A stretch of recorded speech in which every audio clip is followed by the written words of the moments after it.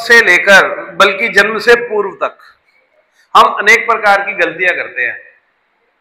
तो ये आदि शंकराचार्य जी द्वारा रचित एक स्तोत्र है, इसको शिव अपराध क्षमापन स्तोत्र बोलते हैं।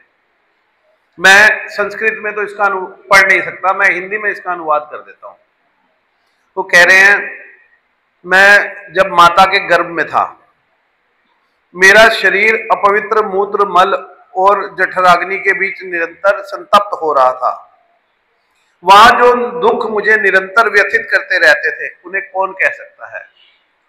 हे शिव, हे शिव, हे शंकर, हे महादेव, हे शंभु, मेरे अपराधों को आप क्षमा करो।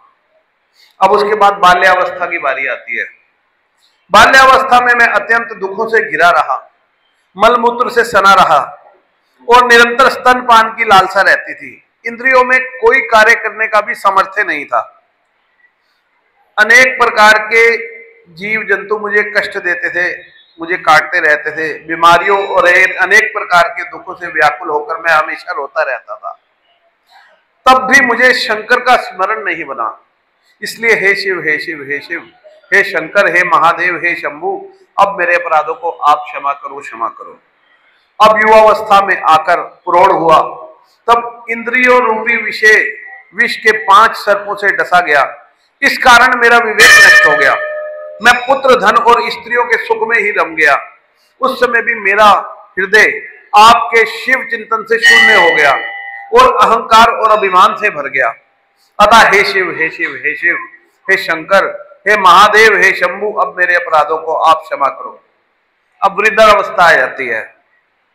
वृद्धावस्था में भी जब इंद्रियों की गति स्थिर हो गई है, बुद्धि मंद पड़ गई है और आदि देविकादि तापों, पापों, रोगों और वियोगों से शरीर जर्जरित हो गया है, मिथ्या मोह और अभिलाषाओं से दुर्बल और दीन होने के बावजूद भी मेरा मन अब भी झूठे मोह और इच्छाओं में फंसा हुआ है और वह आपसे शून्य बना हुआ है।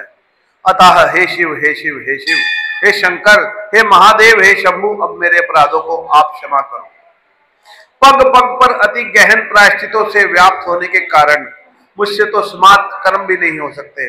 फिर जो द्विज कुल के लिए विहित है, उन ब्रह्म प्राप्ति के मार्ग स्वरूप शोध कर्मों की तो बात ही क्या। धर्म में मेरी कोई आस्था नहीं रही है, ना शास्त्र सुनने की इच्छा ही हुई, ना उन पर विचार करने की, ना ही ब्रह्मा का ध्यान करने की। अतः हे शिव, हे शिव, हे शिव, हे शंकर, हे महादेव, हे शंभु, अब मेरे अपराधों को आप क्षमा करो। प्रातः काल स्नान करके आपका अभिषेक करने के लिए मैं गंगा जल लेकर प्रस्तुत नहीं हुआ, ना ही कभी आपकी पूजा के लिए वन से बिल्व पत्र नहीं लाया, ना आपके लिए सरोवर में खिले हुए कमल के फूलों की माला लाया, ना ही गंध पुष्प ही लाकर अर्पित किए। अतः हे शिव, हे शिव, हे शंभु, हे महादेव, हे शंभु, मेरे अपराधों को आप क्षमा करो। दूध, दही, शहद, घी और शक्कर से युक्त पंचामृत से शिवलिंग का स्नान नहीं कराया, ना तो मैंने चंदन आदि से आपका अनुलेपन किया, न धतूरे के फूल, धूप, दीप, कपूर तथा नाना रसों से युक्त नैवेद्यों द्वारा पूजन किया। अतः हे शिव, हे शिव, हे शिव, हे शंकर, हे महादेव, हे शंभु, मेरे अपराधों को आप क्षमा करो। मैंने चित्त में, अपने मन में शिव नाम का स्मरण करते हुए ब्राह्मणों को धन नहीं दिया, ना मैंने आपके 1 लाख बीज मंत्रों द्वारा अग्नि में आहुतियां दी, ना ही मैंने गंगा तट पर बैठकर व्रत, जप, नियम या रुद्र जाप किए, ना ही वेदों का तप किया। अतः हे शिव, हे शिव, हे शिव, हे शंकर, हे महादेव, हे शंभु, मेरे अपराधों को आप क्षमा करो।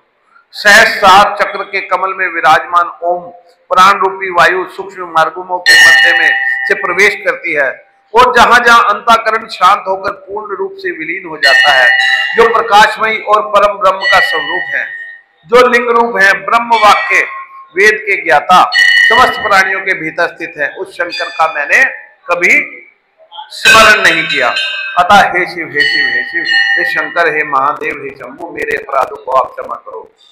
अब अंत में कह रहे हैं, मैं संसार के बंधनों से मुक्त, निष्काम और शुद्ध होकर भी सत्व, रज, तम गुणों से परे तथा मोह के अंधकार को नष्ट करने के बाद भी सिकाग्र पर ध्यान लगाकर संसार के रहस्य जान लेने के उपरांत समाधि की उच्चतम अवस्था में भी तुम्हें नहीं देख पाया।